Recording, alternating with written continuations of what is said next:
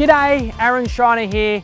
Another video in the Pro Agent video series. I'm really excited about today's video because we're going to be sharing some really good strategies on closing the gap from where you are to where you want to be. But here's the thing, watching the video isn't enough. After the video, download the course notes and start implementing. Let's get started, guys. A lot of agents come up to me after an event or after a training workshop and they say, Aaron, but it's easy for you. It's easy for you to list, 10, 15, 20, 30 properties a month because you've got a big database. What about me? I've only just started. I've only been in the industry for 6 months, 12 months, and I don't have many contacts. Well, here's the good news, guys. I'm gonna share with you the blueprint, the exact formula that I would use if I was starting in your area today from a cold office. I'm gonna share with you the strategy on how I would go from 0 to 1,000 contacts in 90 days. Let's get started.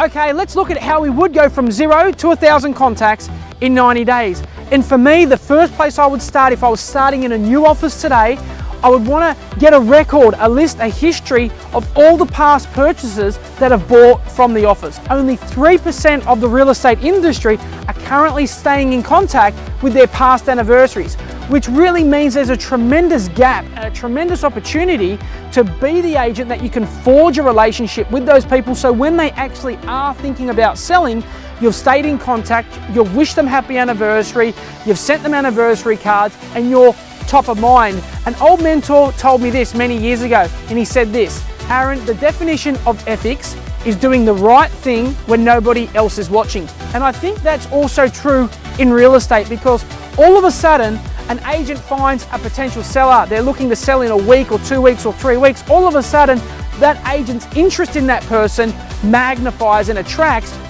Sellers can see straight through that. They can see that you're only contacting them because they have a property to sell. So for me, I like to do the right thing from the start. Wish them anniversary, keep them updated on the marketplace, and just be there for their general real estate questions, because when time comes, you will be the person that has been putting those deposits in that emotional bank account. So when it comes time to withdraw, AKA sell, there's something to withdraw on. So the next place that I would look if I was building my contacts from 0 to 1,000 in 90 days is very, very simple. I'd want to get in contact with all the past appraisals done by previous salespeople. Now that may mean going through the old database, that may mean going through the old diaries, however you're going to do it, okay? It might be a little bit Raiders of the Lost Ark, blowing some dust off some archives, but once you've got those records, once you've got that history, then what I would do is go and compare that information with RP data or Price Finder, making sure that person or those people still live there. Match those records. Mr. Smith is the person we did the appraisal for. Mr. Smith is still the person that lives there. Then I would get in contact with Mr. or Mrs. Smith, give them an update on the market, let them know that I'm now handling their file, and then let them know that the market has changed dramatically since their last update. Let them know that I'm in the area in the next couple of days and I can pop over and have a quick chat and give them an opinion on price. So for me, in summary, working with the office's past appraisals is key. Closing point on this. It's 3 times more cost effective to work with an existing client than it is to go out and create a new client. So find and locate all those past appraisals, make a prospecting and marketing plan on how you're going to stay in contact with them. Would you believe it when I say there's listings sitting under your nose right now, okay? And you're probably thinking, what do you mean? I simply mean this. There's a treasure trove of withdrawn listings, people that had their properties on the market and took them off. Let's face it, the market has dramatically changed from where we are now to even 6 to 12 months ago. So in our office, we have a policy. If a property went on the market, then come off, I would then, if it was my property, I would then pass it to one of my other salespeople, and if he or she successfully listed it, they would pay me a referral fee, vice versa. If they had a property on the market 6 or 12 months ago and were unsuccessful, they would then pass it on to me, and if I sold it, I would give them a 20% referral fee. And the conversation may go like this. Hello, Mr. and Mrs. Vendor. My name is Aaron Shiner from First National Real Estate. I am now looking after your file. I noticed your property was on the market 6 or 12 months ago. Can I just say this? The market has changed, the market has increased, or whatever it's happened in your marketplace. you know, I can't do it today, but would you like me to pop over in a day or two and give you an update? Let's face it, if somebody's gone through the effort to get professional photos, to sign an agency agreement and allow an open house, you know they're motivated at some level. And for me, you know, people's motivations change and change direction on a daily basis. Now, 6 months ago, 12 months ago, they may not have been completely ready to get across the line in a sale. They were motivated enough to go to the market. 6 months is a long time, 12 months is a long time. Get in contact with those withdrawn sales, let them know how the market's going, and also have somebody else handle the files. Let's get on to the next one. So now what I want to look at is current landlords. Clients that we're already currently managing, okay?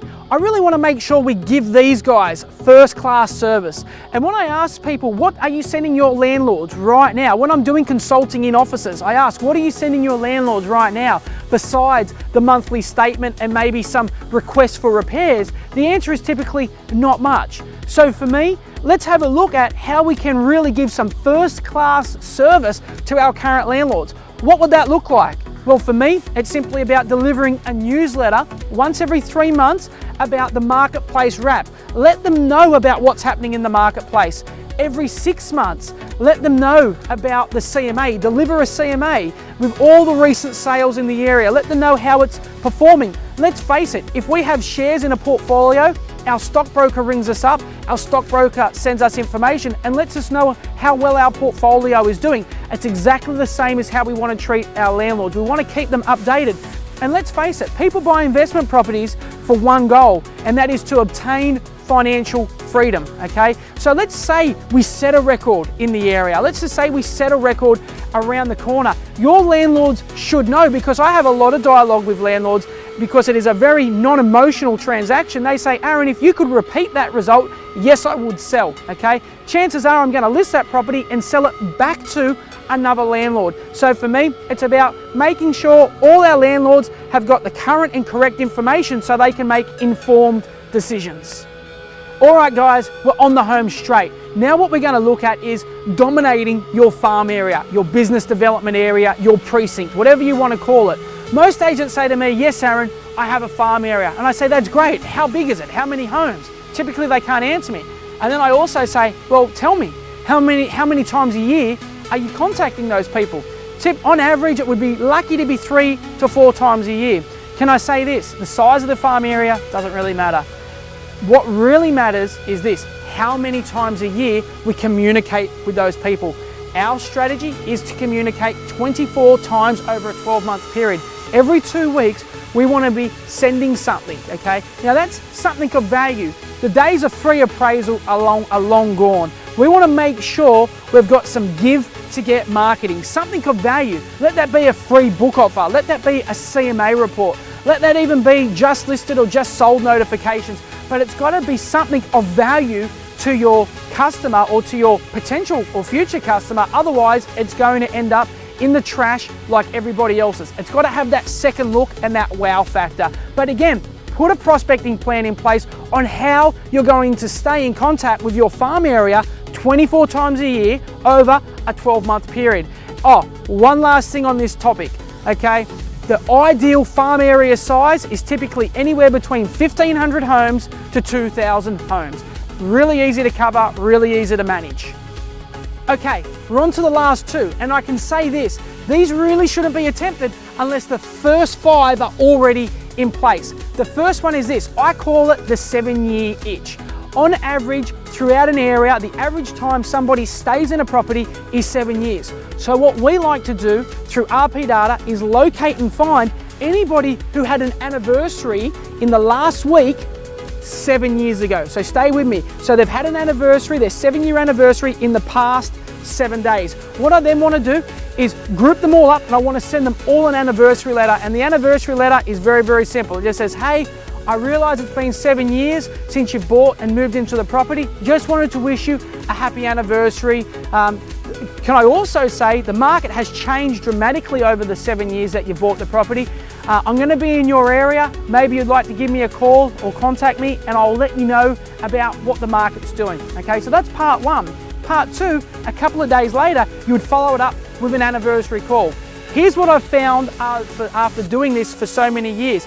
once you ring up and make that anniversary call, once you send out that anniversary letter, only 3% of the industry are staying in contact with their past anniversaries. They automatically assume that, hey, if you're sending me an anniversary letter, you must be the person who sold me the house. Now, I'm not that person and I don't claim to be. I'm just wishing them happy anniversary. It's a really good point of difference than opposed to the old typical prospecting methods of, hey, I have a buyer, do you want to sell your house? It's a great lead in.